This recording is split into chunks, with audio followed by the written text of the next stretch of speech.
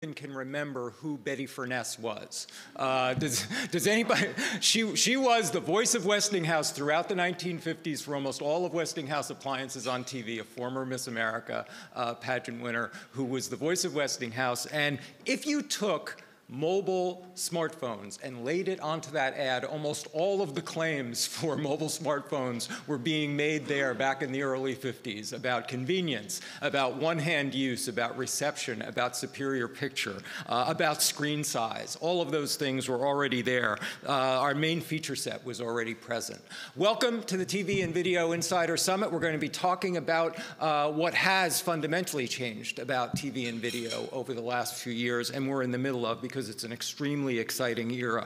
The theme of this event is convergence and fragmentation, the ironies of TV and video right now, because two things are happening at once and going in many ways in opposite directions. Convergence, the thing that we've been talking about, or those of us who've been covering digital for 25 years have been talking about for so long. In many ways, the technical convergence is upon us. We really are seeing IPTV take over. We're seeing the digital form of delivery really dominate all aspects of video. And yet at the same time, as we've also seen throughout the history of digital, digital does not mean compatibility. Digital does not mean standards. In many ways, it often means the opposite.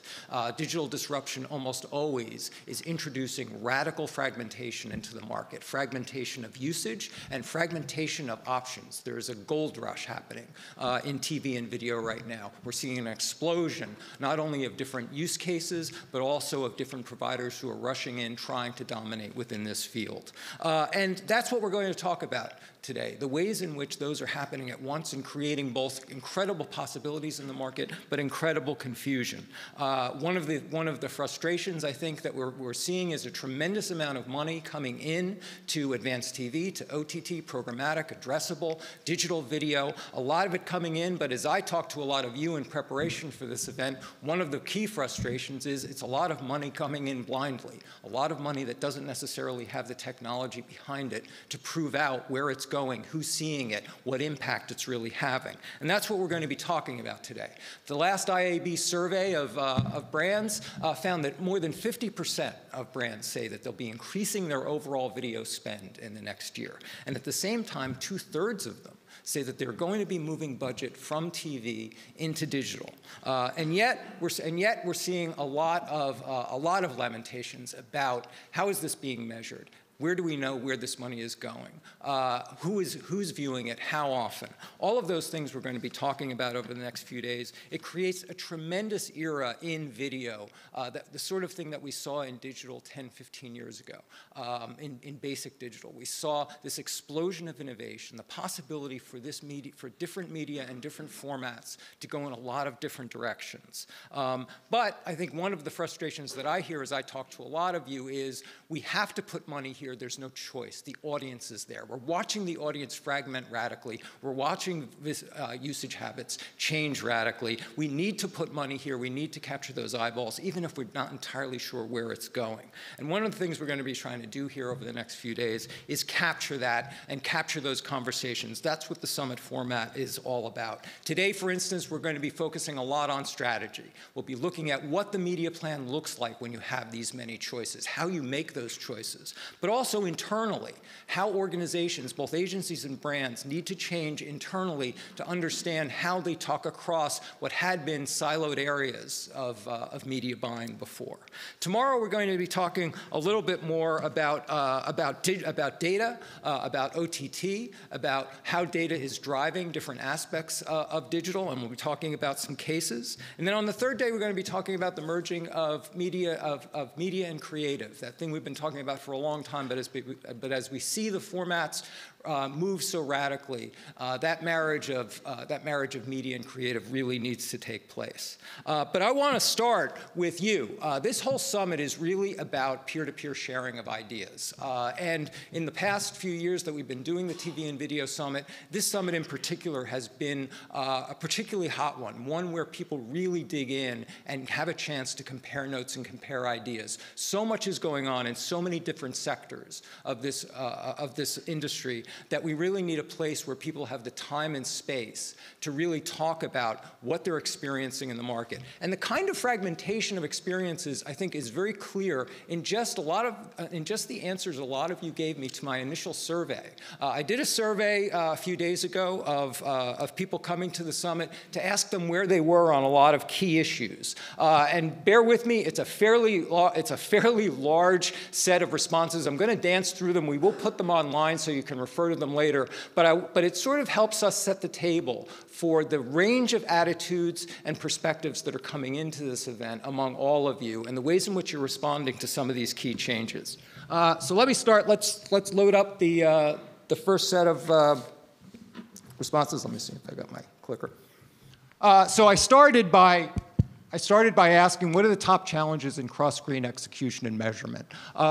Clearly, measurement was on everybody's mind. What was interesting was the range of perspectives that we got. I know we're not going to try to read through all of these. There are a lot of different responses, but it certainly gives us a sense of, people are looking for a unified and agreed-upon approach to upfront metrics and are frustrated with the ways in which it's being measured, especially across screen. That's sort of a given.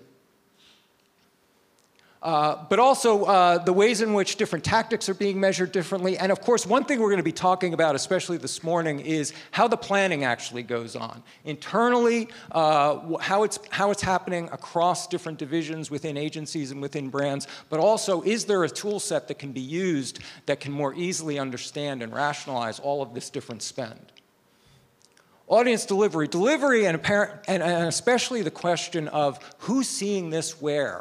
What impact is it having, and is anybody seeing this, and how often are they seeing it? And something I think that Spotify raised earlier is something that seemed to be on everyone's mind. Frequency, especially in OTT, I think we all know this. Anybody who watches any of the over-the-top services knows that frequency is an issue. How many times do we really need to see in that same ad? Do they have anything else in the damn inventory? But also what effective reach is really happening? How often, and especially deduplication is another issue that came up in a lot of the discussions that I had early on going into this event. How often are we hitting the same people across these different screens? We seem to have no way of knowing this. And also, what are the values of the different screens? I think one of the things that we often avoid, we avoided it in early digital as well, is understanding that each of these screens, each of these contexts, has a different experience and a different impact. And we don't seem to be very close to understanding what those differences are yet, how we experience an ad differently in these different contexts.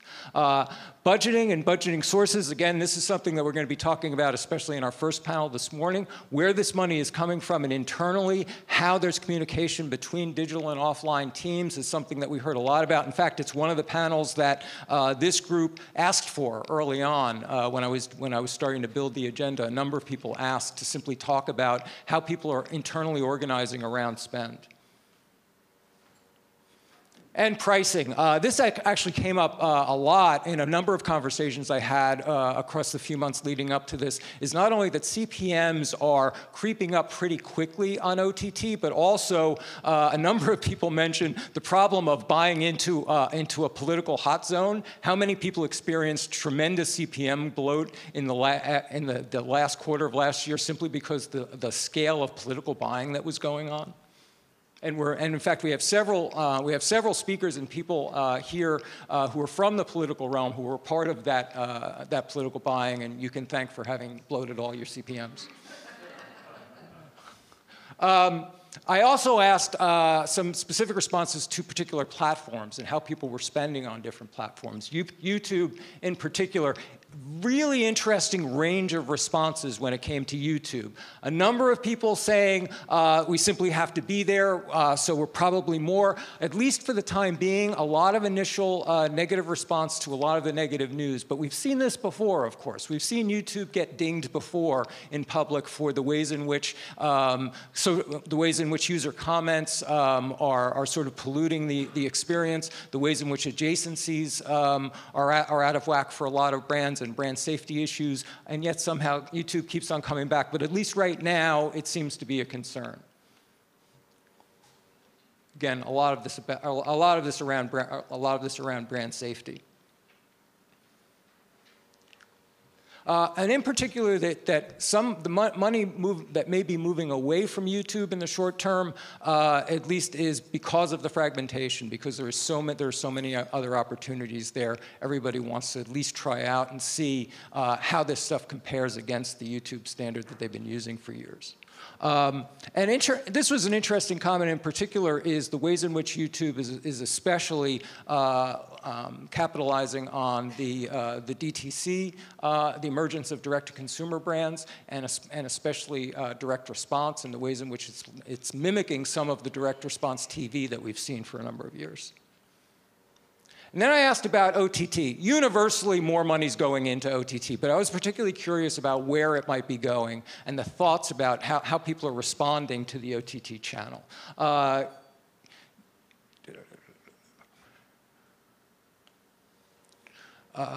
For political clients in particular, in the last quarter, one of the things that, in talking to a lot of people on the political side going into the last election, one of the things that I kept hearing was OTT was really breaking out for them, becoming a real source, especially for some precision targeting, but also that money was moving, a lot of money, more so than we ever saw before, moving away from Facebook and into channels like YouTube and OTT.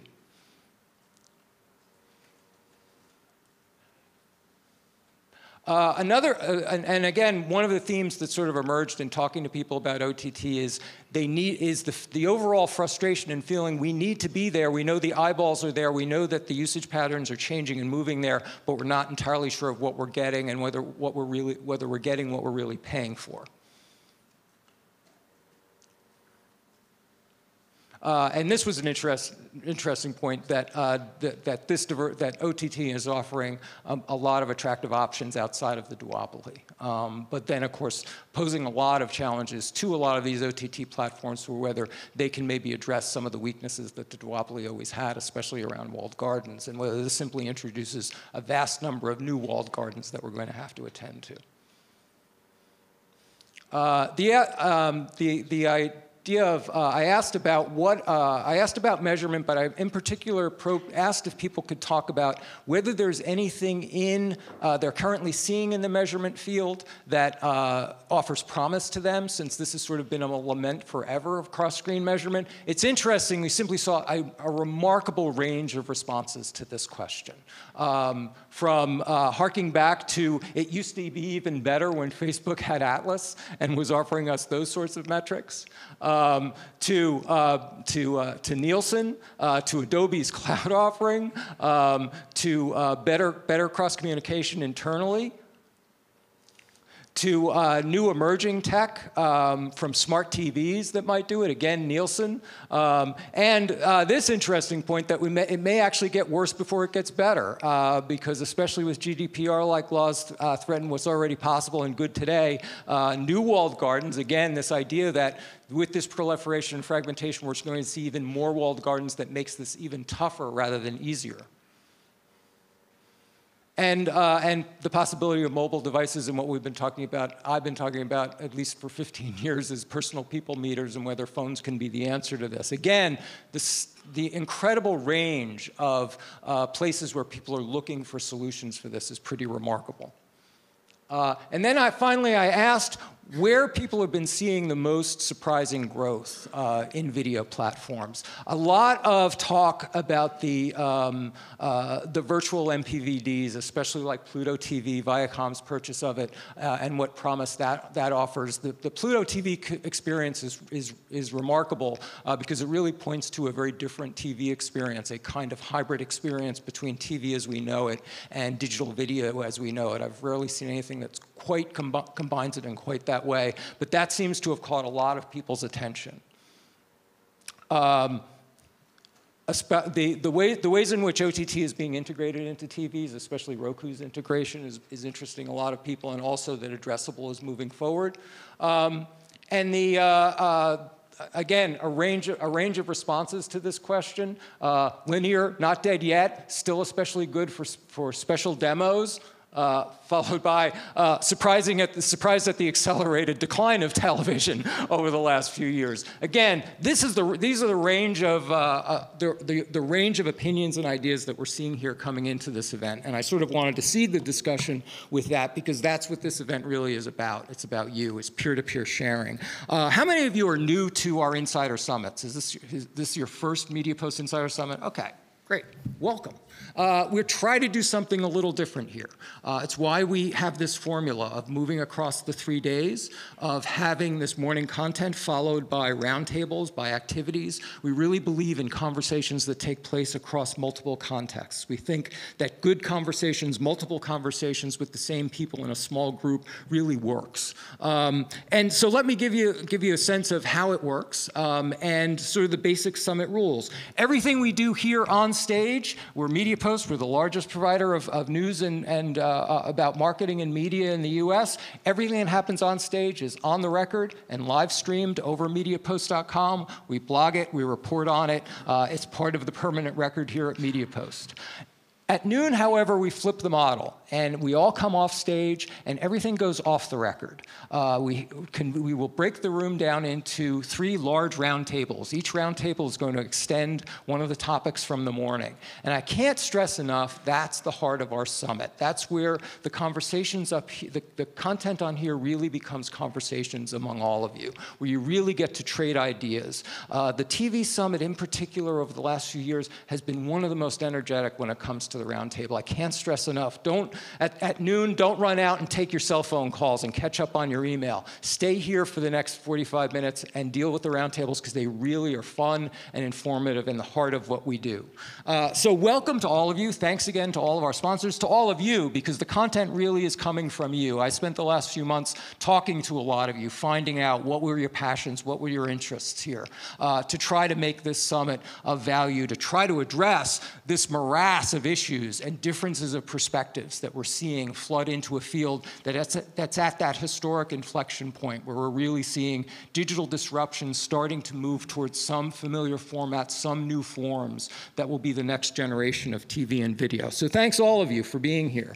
And we want to start with one of my favorite categories in video advertising. Long before I was doing this, I was teaching media studies, and one of my focuses and one of my passions was video gaming. I really thought video gaming was one of the great contributions that digital media was making to American culture. And as I started studying marketing, one of the things that I noticed from very early on, back in the mid-90s, is that gaming was very often at the forefront of a lot of digital marketing. If you looked at gaming back in the late 90s and early 2000s, you were seeing things happening there on social, on video, that were really, in many ways, predicting what was going to happen with the rest of the field. So I always love including them. And we're going to start with electronic arts, which, by the way, has more data on you than God. They know how many times you've failed to